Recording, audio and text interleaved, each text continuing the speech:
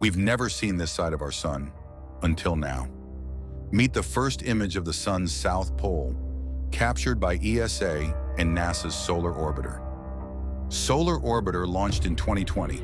In early 2025, it used a Venus flyby to tilt its orbit 17 degrees below the sun's equator, allowing us to glimpse the unseen poles for the first time.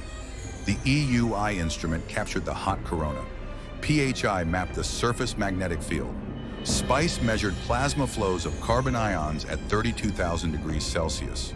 Together, they reveal a tangled magnetic patchwork, revealing the sun nearing its magnetic peak. This view is crucial to understanding the 11-year solar cycle, when the sun flips its magnetic poles, and improves space weather predictions essential for protecting satellites, power grids, and communications. What will the North Pole reveal next? Subscribe to Sprintzeal for more amazing space discoveries.